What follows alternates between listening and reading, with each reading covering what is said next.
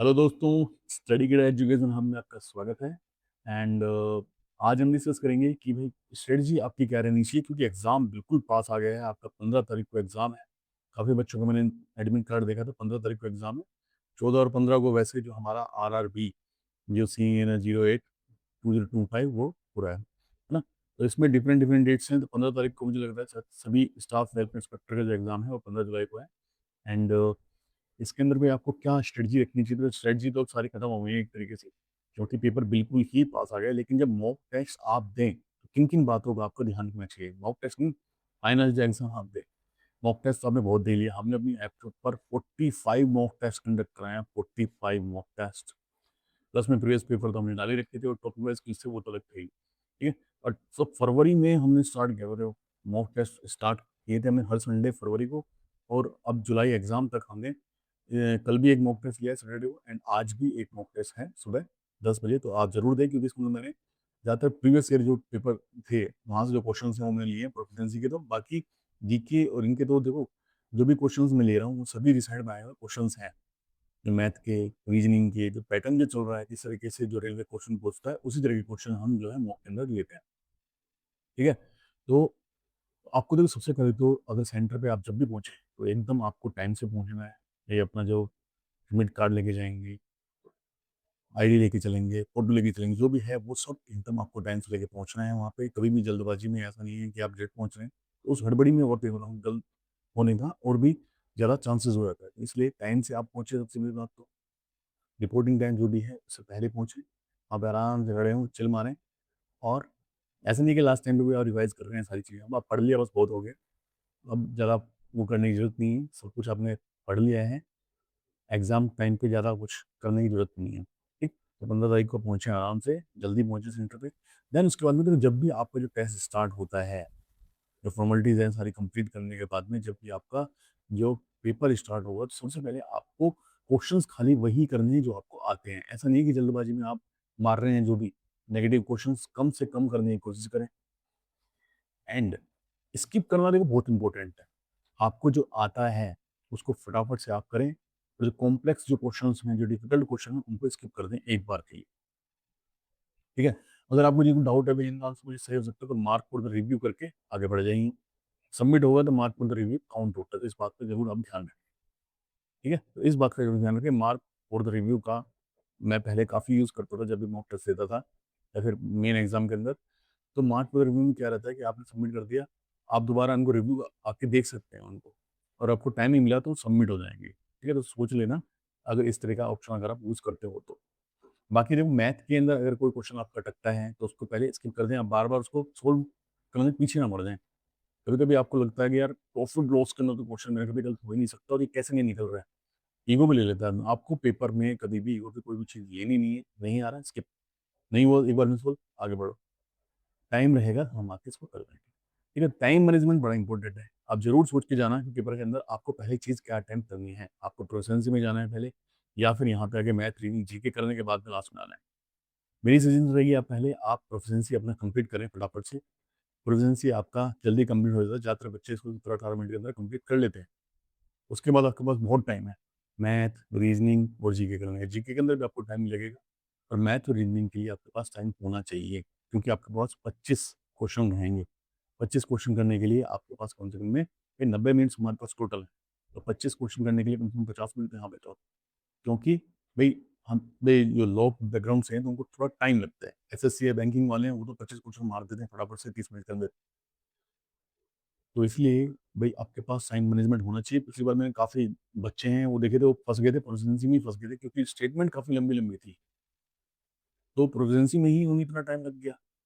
फिर प्रोफिशिएंसी में कई ने 40-40 मिनट ले ली उसके अंदर ही, और फिर वहाँ पे टाइम कम बच गया। तो इस वजह से कईयों की जो मैथ रीजनिंग क्वेश्चन थे वो बच गए थे, रह गए थे, वो देख ही नहीं पाए सीट को। बाद में बोल रहे अरे सर ये तो मैथ बहुत ईजी था, तुम कर देता। अरे भाई, तो उसी हिसाब से आपको प्लानिंग करनी थी। तो प्लानिंग करके आप पहले ही जाइए।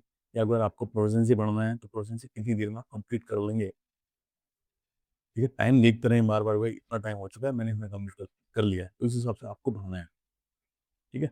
ऐसा नहीं कि आप एक प्रोफिशिएंसी में ही घुस गए और बस कोई निकल नहीं पा रहे वहाँ से। प्रोफिशिएंसी में भी ऐसा ही है। अगर कोई डिफिकल्ट सा अगर लग रहा है आपको कि भाई ये मुझे नहीं आता, तो स्किप कर दें एक बार, बाद में आगे देख लेना। बाद में आपके पास कम से कम 10-15 मिनट तो होने चाहिए, 10-15 मिनट जो आप आके रिव्यू कर सकें सारे पेपर को। ठीक है? तो यहाँ तक की बात हो गई, टाइम मैनेजमेंट आपको करना है अच्छे से, 10-15 मिनट आपको रिव्यू टाइम बचाना है एंड आपको सबसे पहले प्रोficiency कर लेना या तो, फिर उसके बाद में जीके पढ़ लेना और लास्ट में आ जाना अपने मैथ्स रीजनिंग में आ जाना। जिनके अगर ये दोनों बहुत स्ट्रॉन्ग है, तो आप इन दोनों को पहले कर लें, तो अपने हिसाब से आपको स्ट्रेटजी बनानी है अपनी, दिन दिन में मैं कर सकता हूँ। क्वेश्चन देखो उसी तरह के आएँगे, जो मैंने आपको मॉक टेस्ट के अंदर कराया है, रीजनिंग के क्वेश्चन उसी तरह के आएँगे, मैथ के क्वेश्चन भी उसी तरह के आएँगे, ज़्यादा डिफरेंट रहती नहीं है। पिछली बार जो मैथ रीजनिंग का जो पोर्शन था, वो काफ़ी ईज़ी आया था एंड जो हमारे लॉ का जो पोर्शन था, उसके अंदर स्टेटमेंट वाइज़ क्वेश्चन ज़्यादा थे। इसलिए थोड़े-से लेंदी था, बच्चों को टाइम लग गया था। इस बार देखते हैं पेपर कैसा रहेगा। हमने तो भाई 2019 के पैटर्न पे भी आपको मॉक करा रहे हैं और जो लास्ट जिस तरह का पेपर होगा, उस पैटर्न पे भी आपको काफ़ी क्विज़ हमने करा दिए हैं। तो मेरी तो रहेगी सभी से भी ऑल द बेस्ट, सब अच्छे से पेपर करके आना है सबको एंड गलती कम से कम करनी है आपको। वहाँ पे टाइम मैनेजमेंट आप अच्छे से देख लेना, मिस्टेक कम से कम करें।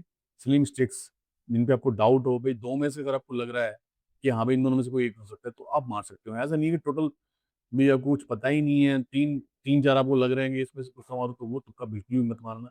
नेगेटिव कम से कम आपको करने हैं, स्किप कर देना भले ही, ठीक है? ईंटें कम हैं, कट ऑफ थोड़ी हाई रहेगी एंड पेपर के ऊपर भी डिपेंड करता है, पेपर कैसा आता है। पेपर ज़्यादा ईज़ी हुआ तो कट ऑफ बहुत हाई हो जाती है, पेपर थोड़ा टफ रहता है तो थोड़ा नॉर्मल सी रहती है। तो उस हिसाब से नेगेटिव मार्किंग आपको कम से कम, नेगेटिव जो क्वेश्चन्स हैं वो आपको कम से कम करने हैं, आप स्किप करके निकल लेना, सिंपल सी बात है। लेकिन आपको लग रहा है कि हाँ, भई इन दोनों में से कोई एक हो सकता है, तो उसको लगा देना फिर, ठीक है? ज़्यादा नेगेटिव करने की ज़रूरत नहीं है। थोड़ा गेस वर्क भी आप देख सकते हैं भई, थोड़ा अच्छे से, यानी कि क्वेश्चन अच्छे से पढ़ना है आपको, जल्दबाजी में नहीं कूदना है किसी भी सेक्शन में। आप अच्छे से रीड करना है, कोई भी क्वेश्चन आप पढ़ लो, कोई पूछ क्या रहा है क्वेश्चन के अंदर। क्वेश्चन, आधे क्वेश्चन तो हमारे गलत हो जाते हैं, सिली मिस्टेक से, हम पढ़ते नहीं है क्वेश्चन को। क्वेश्चन पढ़ते नहीं है, वहाँ पे हमने फटाफट से हाथ से देखा, लैपटॉप मार दिया। बाद में देखा अरे पूछ रहा है, मार कूद दिया, तो इस वजह से बहुत गलती हो जाती है। क्वेश्चंस आपको बड़े ध्यान से पढ़ने हैं।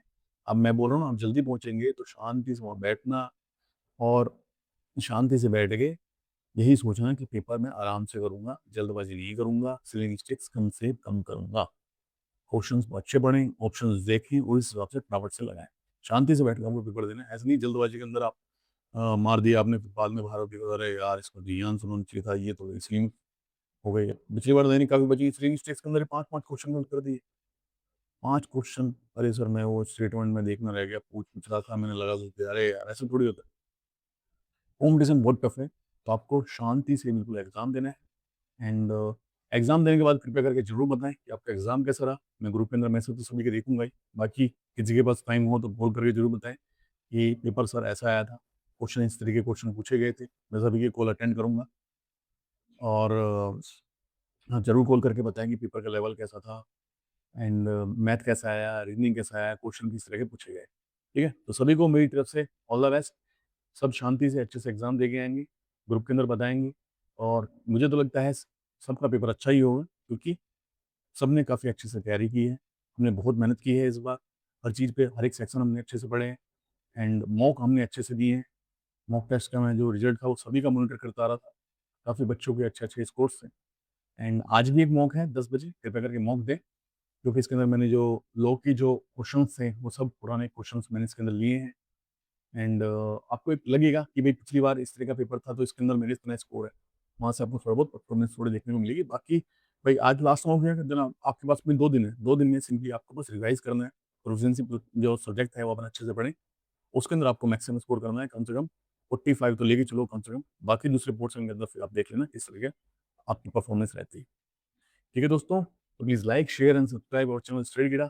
Thank you. अच्छे से पेपर देके आएँ। All the best.